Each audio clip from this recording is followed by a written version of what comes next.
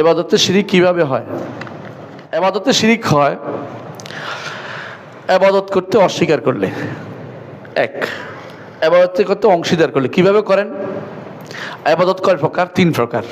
একটা কি? অন্তর এবাদত, একটা মুখের, একটা অঙ্গ প্রত্যঙ্গের। অন্তর এবাদত কি কি আছে? আল্লাহকে ভালোবাসা, আল্লাহকে ভয় করা, আল্লাহর উপর ভরসা করা, আছে না?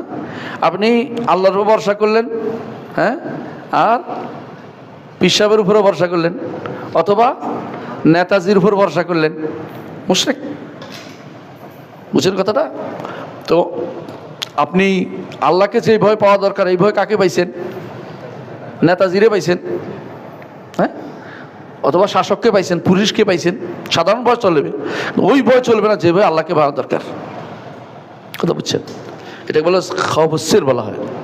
সেটা যদি করেন তাহলে আপনি মুশরিক। আশা, আপনি আশা করতেই পারেন আমাকে, তোমার আশা করি আমাকে কলমটা দিয়ে দিবে, কথার কথা নাই, কলমের কাছে এই জন্য বলছে।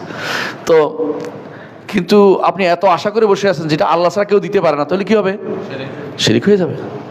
ঠিক অনুরূপভাবে মুখের জিকির, আপনি আল্লাহর জিকির করা দরকার, আপনি পীরের জিকির শুরু করছেন। আপনি সাহায্য চাওয়া দরকার মুখে আল্লাহর কাছে, আপনি কার কাছে চাইছেন? গাউসের কাছে। আপনি আপনি দোয়া আল্লাহ কার কাছে প্রার্থনা করা দরকার? আল্লাহর কাছে। আপনি কার কাছে? কবরের কাছে। এটাও শিরিক। আবার ধরেন এবাদত, সেজদা কার জন্য দরকার? আল্লাহর জন্য। আপনি কারা করছেন? কবর সিজদা করে বলছেন। তো শিরিক এবাদত কিভাবে হয় বুঝছেন? তো এবাদত শিরিক কিভাবে হয়? এবাদত কি বুঝাতে পারছি? তো এবাদত বুঝলে আপনার জন্য যথেষ্ট, আলহামদুলিল্লাহ। এবাদত যেগুলি এবাদত, এগুলি অন্য কারোর জন্য দিলে কি হয়? শিরিক হয়। এবাদত বুঝছেন তো কাকে বলে? এবাদত হচ্ছে কিভাবে করবেন আর কি দিয়ে করবেন। কিভাবে করবেন? পরিপূর্ণ ভালোবাসা এবং বিনয় দিয়ে যা করেন তাই এবাদত হয়। সেটা আল্লাহ অনুমোদিত জিনিস হইতে পারে, নাও হইতে পারে। পরিপূর্ণ ভালোবাসা দিয়ে যদি কোনো আপনি টাকার জন্য দেন, তো আপনি মুশরিক। এই যে রাসূলুল্লাহ জন্য বলছে আব্দুদ দিরহাম আব্দুদ দিনার বলছে। আর যদি কোনো আল্লাহ যেগুলো অনুমোদন করছেন এগুলিকে অন্য কারোর জন্য দেন, তাও শিরিক হয়ে যাবে। এটা বিশাল বিভাগ।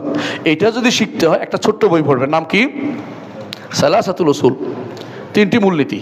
এই বইটা পড়বেন, শাইখুল ইসলাম মুহাম্মদ বিন আব্দুল ওয়াহাব, যারা আপনারা ওয়াহাবি কন।